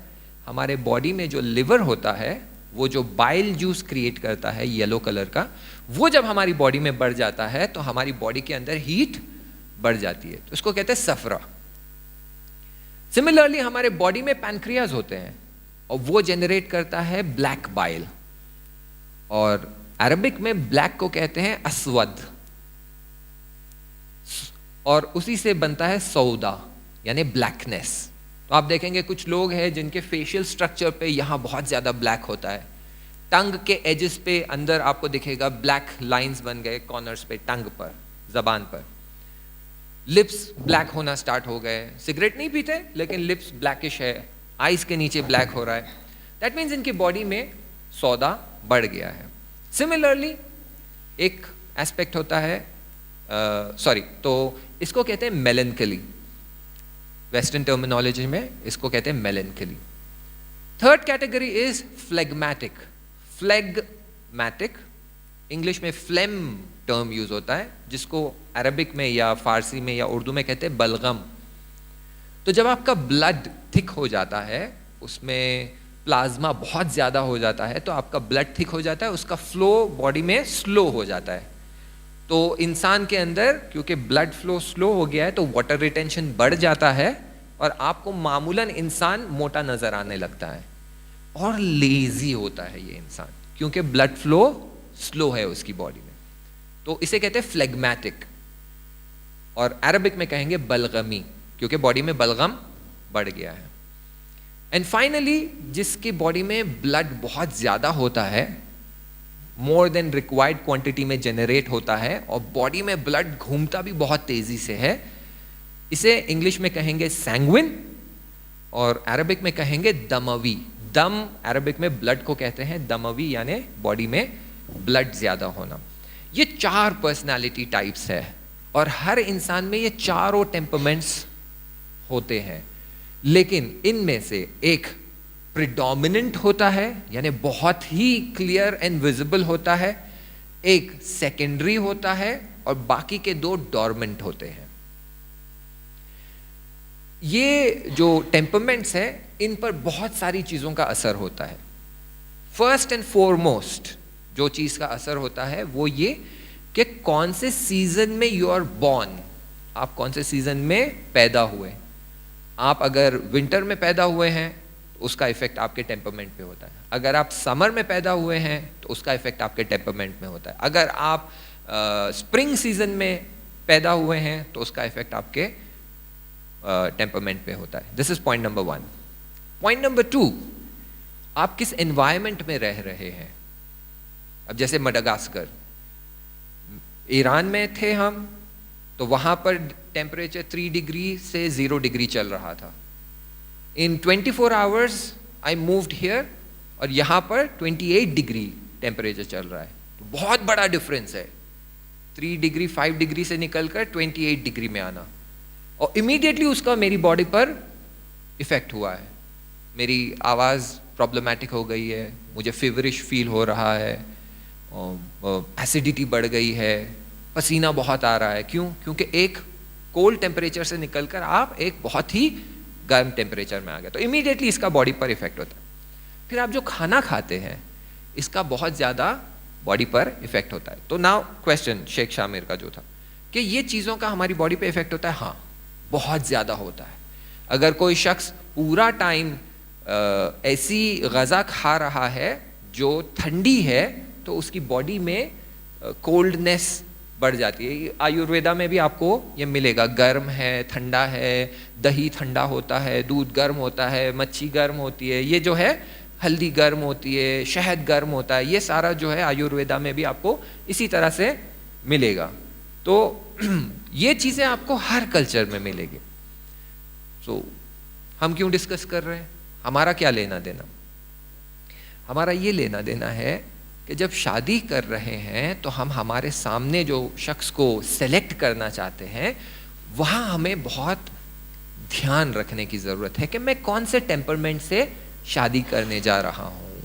अगर आप रॉन्ग टेम्परमेंट से शादी करते हैं तो आपको सारी ज़िंदगी स्ट्रगल करना पड़ता है। फॉर एग्जाम्पल सैंग्विन, जिसे हम कहते हैं दमवी। दमवी कैसे होते हैं? दमवी होते लाइवली, वो बहुत जोक करते हैं। जहाँ भी गैदरिंग है अगर वो वहाँ चले जाए तो सब लोग उसके अतराफ जमा हो जाते हैं, सबको उनसे बात करनी होती है। क्यों? क्योंकि बहुत मस्ती, जो हम मसलन बम्बई की ज़बान में अगर कहेंगे मस्तीखोर, बहुत मस्ती करने वाले। ऑन द अदर हैंड ये लोग भूलते भी बहुत ज़्यादा हैं। फॉर एग्जाम्पल अगर मैं सैंग्विन हूँ और ये मुझसे कहेंगे मौलाना टुमारो 7:30, हाँ दिस सेशन, यस डन। और मैं नीचे जा रहा हूँ, कोई मुझसे बोलेंगे मौलाना टुमारो 7:30 डिनर, हाँ यस डन। कार में बैठेंगे, शेख शामिर बोलेंगे मौलाना टुमारो 7:30 हौजा, डन। 7:15 को जब 3 लोगों के कॉल आना स्टार्ट होते तब मुझे रियलाइज होता है कि मैंने ओवर कमिट कर दिया है। So now I have to handle and sort out किसको कैंसिल करना है, किसको नहीं करना है। सैंग्विन जो होता है वो उसको सब कुछ करना है, घूमना भी है, पकाना भी है, पार्टी में भी रहना है, बर्थडे सेलिब्रेशन भी करना है, इमाम ज़माना का अरेंजमेंट भी करना है, सब कुछ करना है। आप उससे पूछेंगे वो can you see that mountain, हाँ हाँ, उसे हटाना है, डन, मैं हूँ, चलो जाकर पुश करते हैं। तो वो सैंग्विन इस तरह के होते हैं।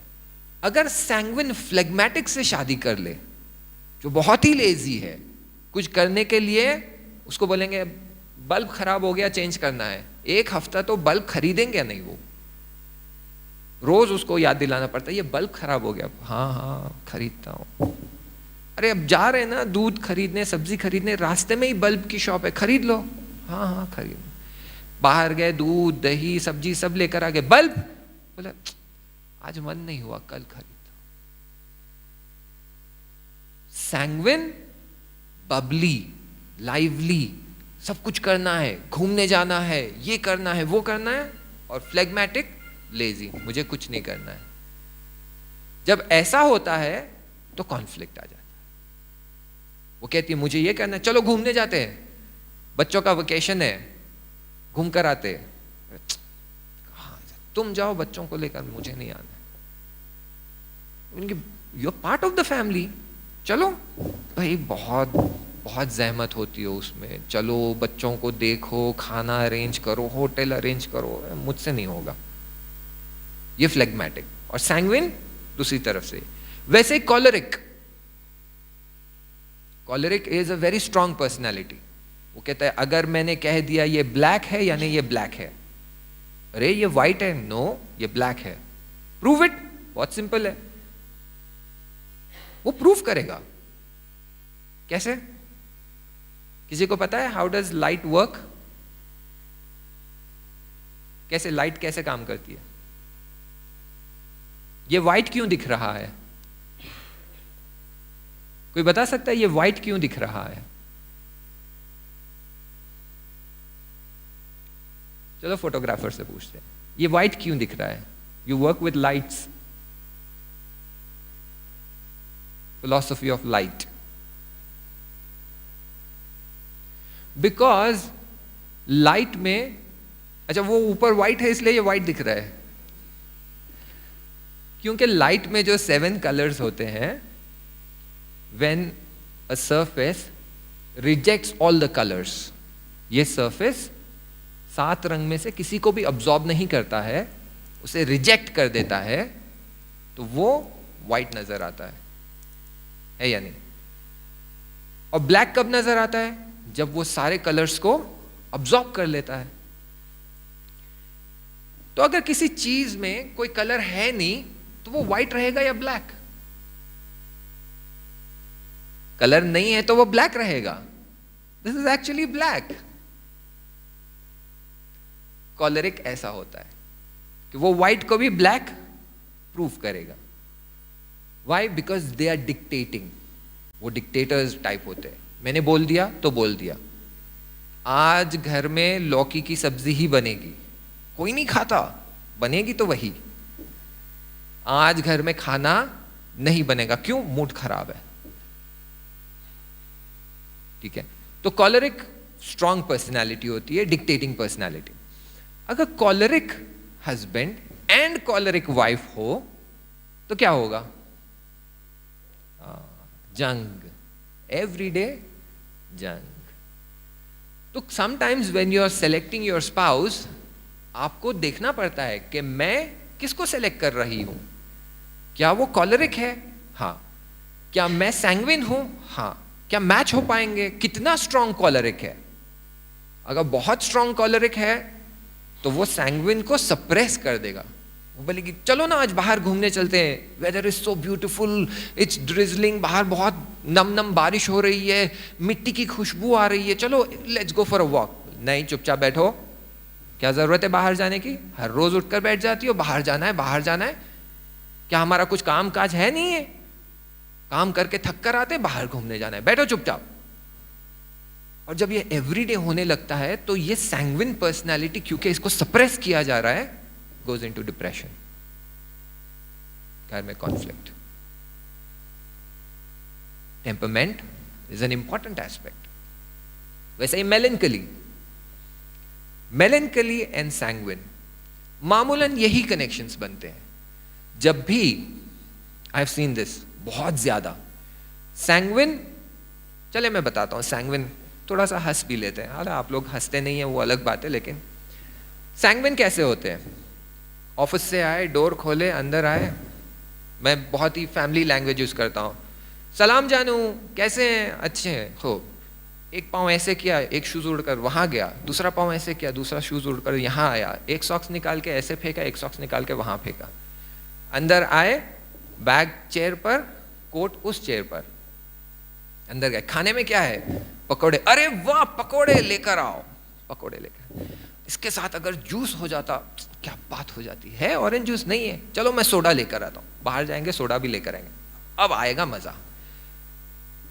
सुबह उठे, ब्रश करना है। अब देखते हैं यहाँ पे कितने लोगों की हालत खराब होती है। गए वॉशरूम में, डोर खोला, टूथपेस्ट हाथ में लिया, ढक्कन खोला, right in the middle squeeze किया, टूथपेस्ट लगाया, ब्रश किया, टूथपेस्ट वहां, ढक्कन वहां, ब्रश किए, ब्रश को वॉश किया, ग्लास में डाला या साइड में छोड़ दिया, बाहर आ गए। बताइए किसने शूज उड़ाए थे? Let's say husband. शूज किसने उड़ाए? हस्बैंड ने। एक इधर एक उधर, एक सॉक्स पीछे एक सॉक्स पता नहीं। अब सुबह में आवाज किसकी ऊंची हो रही है? सॉक्स कहां है मेरे? मुझे क्या पता, मुझे क्या पता, यानी क्या तुम बीवी हो, तुम्हें ख्याल रखना होता है, सॉक्स कहां है तुम्हें पता होना चाहिए।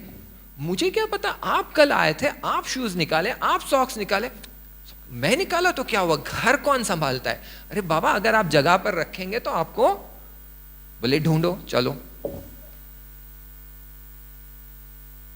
बड़ी मुश्किल से ढूंढ ढांड कर जूते मिल गए, सॉक्स नहीं मिले। क्या करें? एक पाव में व्हाइट सॉक्स, एक पाव में क्रीम कलर का सॉक्स, पैंट थोड़ी सी नीचे कर लिए। ऑफिस में ये क्या हाल है? एक पाव में मसलन ग्रे सॉक्स एंड एक पाव में लेट्स से व्हाटएवर कलर। बोले सब गलती बीवी की है, उसने सॉक्स उठाकर नहीं रखे। ये सैंग्विन के असलन कोई ऑर्गेनाइज्ड तरीका नहीं है। एंड बात करने में भी यूसेज ऑफ वर्ड्स, सारे वर्ड्स जो है वो यूनिवर्सल वर्ड्स होते हैं। आपने कभी मुझसे प्यार नहीं किया, कभी आप मुझे गिफ्ट लाकर नहीं देते, हमेशा मुझसे ऐसे ही बात करते हैं, यानी universal statements. Not like last week आपने मेरे साथ मेरा गिफ्ट नहीं दिया या आप फ्लावर नहीं लेकर आए। हमेशा कभी भी ऐसा ही होता है, आप तो ऐसे ही हैं, पहले दिन से ही ऐसा था आपका। ये सारे यूनिवर्सल स्टेटमेंट्स सैंग्विन। और वहीं पर अगर हस्बैंड मेलनकली है कि ब्लैक बाइल ज्यादा है, तो for every single statement it's like a pierce in the heart, सीने में तलवार चुभाने के जैसे। कभी आपने मुझे प्यार से एक अच्छी बात नहीं कही। And husband is like, in 15 years of marriage इसने कह दिया कि कभी मैंने इसे आई लव यू नहीं बोला। 15 years में मैंने कभी नहीं बोला। हाँ, कभी नहीं बोले। Immediate depression. How can my wife say like this? This is melancholy. क्यों? क्योंकि ब्लैक बाइल हाई है। How can my wife say like this? Never. Okay. बोलने के बाद भी सुनना ही पड़ रहा है तो नहीं बोलेंगे। चलो कल से आई लव यू बोलना ही बंद। No more I love you, no more gifts, no more flowers. अब वाइफ ने तो कहा, she forgets. Next morning husband is upset. जानू चाय बनाओ, नहीं चाहिए। ब्रेकफास्ट में क्या खाएंगे? जो है दे दो। नहीं, एग चाहिए, ब्रेड चाहिए, जो देना है दो, नहीं दिए तो भी चलेगा। क्या हुआ, आप अपसेट है? नहीं, मैं क्यों अपसेट रहूंगा? कोई रीजन है अपसेट रहने की? कोई रीजन ही नहीं है। अपसेट होने वाली क्या बात? मुझे ऐसे लग रहा है। हाँ, वो अब तुमको क्या लग रहा है, मुझे क्या करना है? लंच पैक करूं? कोई जरूरत नहीं है, मैं बाहर ही खा लूंगा। Goes out, comes home, keeps the bag, sits in, TV के सामने बैठ गए, टीवी ऑन कर दिया। आपको खाना लगा दूं? अभी भूख नहीं है। क्या हुआ, ऑफिस में कुछ हो गया? नहीं। आफ्टर 3 days वो बोलता है, मुझे एक बात कहनी है। हाँ बताइए। तुमने कहा मैंने कभी आई लव यू नहीं बोला। She's like, when? Like, Sunday को वी वर सिटिंग, हम पकोड़े खा रहे थे। 4 पकोड़े थे, 2 मैंने लिया, 2 तुमको दिया, 1 पकोड़ा मैंने सॉस लगाया, मैं खाने वाला था तभी तुमने कहा कि कभी आई लव यू नहीं बोले। It was 7:35। लाइक नो, ऐसा हो ही नहीं सकता। लाइक नो, तुमने बोला। अरे बाबा, मैं why will I tell such a thing? मैं क्यों बोलूंगी तुमसे? तुम मुझे कितना प्यार करते हो, इतने गिफ्ट लाकर देते हो, परसों में तो गोल्ड खरीदा था, ड्रेस खरीदा था। हाउ कैन आई से कि यू डोंट लव मी या तुमने आई लव यू नहीं बोला? सैंग्विन कहकर भूल जाते हैं। असलन याद नहीं रहता कि मैंने क्या कहा या कितना डीप कहा या कितना हर्ट किया। मेलनकली थोड़ा सा भी कहेंगे बहुत ज्यादा हर्ट। सैंग्विन मेलेंकली से शादी करता है, मेलेंकली सैंग्विन से शादी करता है। क्यों? क्योंकि मेलेंकली ऑर्गेनाइज्ड होता है, सैंग्विन अनऑर्गेनाइज्ड। मेलेंकली आएगा, दोनों शूज निकालेगा, साइड में एक दूसरे के बाजू, ऑर्गेनाइज्ड, 1 मिलीमीटर आगे पीछे नहीं होगा। Right socks in right shoes, left socks in left shoes, उठाकर उसको प्रॉपर रखेंगे। उसकी लेस प्रिसिशन के साथ टाइड होगी, दोनों हुक्स इक्वल साइज, कोई आगे और कोई पीछे नहीं। शर्ट आयरन, पैसे जमा हुए, everything. I will give you an example. Age के साथ, जैसे मैंने आपको बताया, एज के साथ टेम्परमेंट्स चेंज होते हैं, तो मेरे भी एज के हिसाब से मेरे टेम्परमेंट्स चेंज होते थे। My sister was a sanguine, मेरी बहन सैंग्विन थी और मैं परफेक्ट मेलेंकली।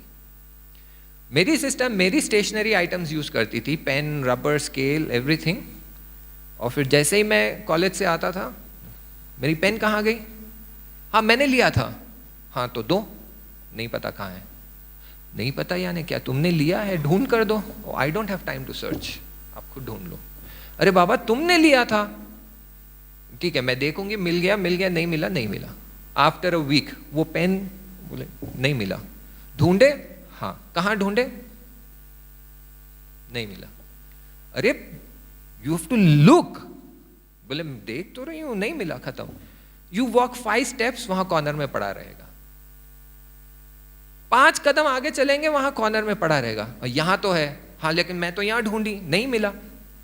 ठीक है, new rule, you can't touch my stationery. ये मेरे पेन्स है, इसको हाथ नहीं लगाना है।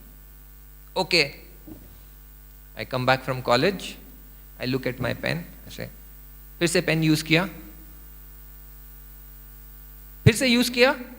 हाँ, आपको कैसे पता चला? अब तो डेस्क पर ही है टेप पेन। हाँ, लेकिन जब मैं स्कूल कॉलेज जा रहा था तो मैंने पेन को बिल्कुल ऐसे रखा था। अब ये पेन ऐसा है, वो स्ट्रेट नहीं है, क्रॉस है। दैट मीन्स किसी ने इसे हाथ लगाया और तुम्हारे अलावा कोई ये नहीं कर सकता। Okay, next time pen use करके बिल्कुल रख के perfect straight line. I come back, फिर से पेन यूज किया, अब तो स्ट्रेट है। हाँ, लेकिन तुमने यूज किया, कैसे पता? क्योंकि जब मैं पेन यूज करता हूं तो इसका कैप जो है, इसके ब्रांड नेम के साथ इसकी स्टिक मैच होती है। तुमने यूज करके जब इसका कैप वापस लगाया तो ब्रांड नेम के साथ स्टिक मैच नहीं हो रही है, it is somewhere else. That means you touched my stationery. This is perfect melancholy. Perfect melancholy यानी ये कि अगर कोई काम हो सकता है तो परफेक्शन के साथ होना चाहिए। Imperfection is not acceptable. Sanguine, भाई काम करना है करो, पेन यूज करना है यूज करो, फिर अब वो कैप ऐसे लगना है या वैसे लगना है, क्या फर्क पड़ता है? पेन का पर्पस क्या है? यूज करना, यूज करो। सो सैंग्विन, उसे नजर आता है कि मेरे अंदर इम्परफेक्शंस है, one of them is I am not organized. लेकिन मेलेंकली ऑर्गेनाइज्ड है, तो मेरे लिए बेहतरीन तरीका यह है कि मेरी जिंदगी का ये अनऑर्गेनाइज्ड एस्पेक्ट को रिमूव करना है, तो मेलेंकली शादी कर लो, वो मेरी जिंदगी को ऑर्गेनाइज कर देगा। मेलेंकली देखता है कि मेरी जिंदगी में वो बबलीनेस, जॉलीनेस, हैप्पीनेस, एंजॉयमेंट ये सब नहीं है, चलो यहां घूमते हैं, चलो ये मस्ती करते हैं, ये नहीं है। लेकिन सैंग्विन में ये सब है, तो मेरी जिंदगी में ये जो मिसिंग एलिमेंट है वो सैंग्विन फुलफिल करेगा। तो let me get married. But 6 months के बाद ये सारे फ्लॉज दिखने स्टार्ट हो जाते हैं एंड टॉलरेशन कम हो जाता है। इसीलिए जरूरी है कि अपार्ट फ्रॉम द क्राइटेरिया जो इस्लाम बयान करता है कि तकवा होना चाहिए, मारिफत होना चाहिए, ईमान होना चाहिए, 4th पॉइंट इज ब्यूटी होना चाहिए, ख़ानदान अच्छा होना चाहिए, ये सब होने के बावजूद सबसे इंपॉर्टेंट ये होता है कि आप देखें कि टेम्परमेंट मैच हो रहा है या नहीं है। अगर कोई temperament out of ordinary, extra ordinarily heavy है, समवन इज वेरी वेरी कॉलरिक, तो नहीं, ऐसे टेम्परमेंट को पिक नहीं करिए। और ऐसा नहीं है कि टेम्परमेंट चेंज नहीं हो सकता, बिल्कुल चेंज हो सकता है। इसकी दवाइयाँ भी आती हैं और अगर दवाई नहीं करनी है तो नॉर्मल जो फ्रूट्स मिलते हैं वो भी किया जा सकता है। कॉलरिक बहुत हीट होती है बॉडी में, क्यूकम्बर, वाटरमेलन, इस तरह के ठंडे फ्रूट्स खिलाएंगे, ऑटोमेटिकली बॉडी हीट कम हो जाएगी। दूसरी तरफ से मेलनकली, जिसके बॉडी में कोल्डनेस बहुत ज़्यादा होता है, उसको आप वार्म फूड खिलाएंगे, ज़ाफ़रान है, लौंग है, दूसरे ऐसे वार्म फूड्स खिलाएंगे, बॉडी की हीट बढ़ जाती है, थोड़ा सा न्यूट्रलाइज बिहेवियर की तरफ आ जाते हैं। फ्लेगमेटिक्स जो होते हैं उनकी बॉडी में ऑलरेडी बहुत ज़्यादा वाटर रिटेंशन होता है, बलगम होता है, तो उनको नॉन वाटरी फ्रूट्स खिलाते हैं जो ज़्यादा पानी अब्जॉर्ब करता है, तो बॉडी का वाटर रिटेंशन कम हो जाता है। They move away from being phlegmatic to being a neutral balanced personality. दमवी जो होते हैं उनकी बॉडी में ब्लड बहुत ज़्यादा होता है। One of the ways is हिजामा, हिजामा करके एक्स्ट्रा ब्लड बॉडी से निकालते हैं, तो उनके अंदर जो है थोड़ा सा सैंग्विननेस कम होता है, न्यूट्रलाइज। बेसिकली इस्लाम कहता है कि एक पर्सन जो है उसके अंदर के ये 4 टेम्परमेंट्स जो है वो एक न्यूट्रलाइज स्टेट में होना चाहिए, ताकि देखिए क्यों इंपॉर्टेंट है, हर चीज़ जो है वो ऐसे ही नहीं है। क्यों इंपॉर्टेंट है? इसलिए ताकि वो हर मौके पर, हर इंस्टेंस पर अदालत से काम ले, यानी जहाँ पर जितना गुस्सा होना है उतना गुस्सा करें, जहाँ पर जितना सब्र करना है उतना सब्र करें, जहाँ पर जितना एक्शन करना है उतना एक्शन करें। ये सब कुछ बैलेंस्ड होना चाहिए। अगर ये इम्बैलेंस है टेम्परमेंट में तो छोटी सी बात पर बहुत गुस्सा आ जाता है, और जहाँ सब्र नहीं करना है वहाँ भी फ्लेगमेटिक पीछे हट जाता है। अरे क्यों झगड़ा करना, छोड़ो ना, अरे वो गालियां दे रहा है, हमारी कार का आईना तोड़ रहा है, छोड़ो ना, क्या है, फिक्स करवा लेंगे।